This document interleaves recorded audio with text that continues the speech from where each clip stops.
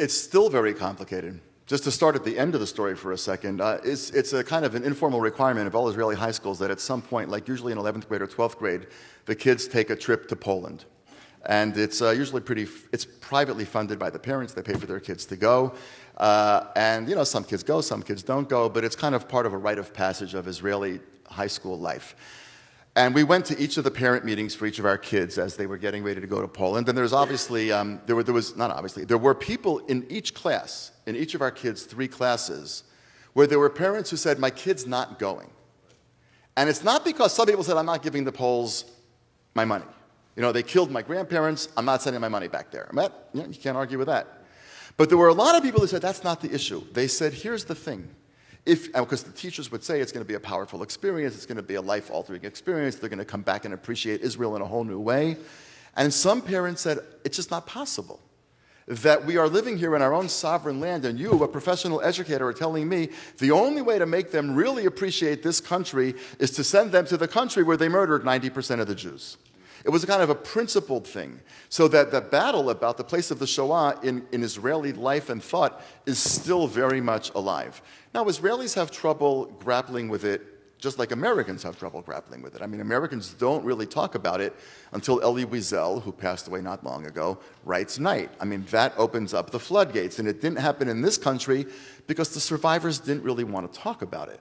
Elie Wiesel kind of gives them both permission and almost a command to begin talking about it. Now, in Israel, the survivors didn't want to talk about it either, but it's even more complicated because the Israelis who'd been in Palestine before the Shoah didn't want to hear about it.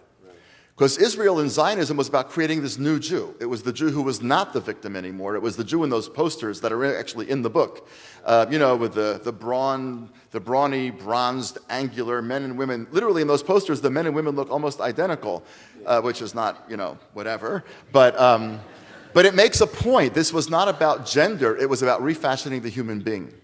And these people who came straggling out of the camps, you know, in these striped shirts, emaciated, were the exact opposite of the Jew that the Zionists in the 20s and 30s who were draining the swamps and building the cities wanted to create. They were ashamed of them. And they didn't want to talk about them. And Israel's come a long way since the Eichmann trial in embracing them, except that I think it's important to point out, and I do point this out in the book, not completely embracing them. There are still lots of survivors of the Holocaust who are now in their 80s and 90s who live way under the poverty line. And it's an abomination. I mean, whatever you want to say about Israel's budget, there is enough money there to give basic sustenance to the people who saw the worst possible behavior that human beings are capable of. And so Israel still grapples with it, and there's a way in which, you know, the Holocaust, the Shoah, animates Israel and is a kind of it's the epitome of the phenomenon that leads to Zionism. We talked about that whole anti-Semitism thing before. But there's a way in which it also ossifies you. When you see the entire world as Nazis in potentia, every enemy out there would just really like to round you up. It can ossify you, and you can find yourself unable to move.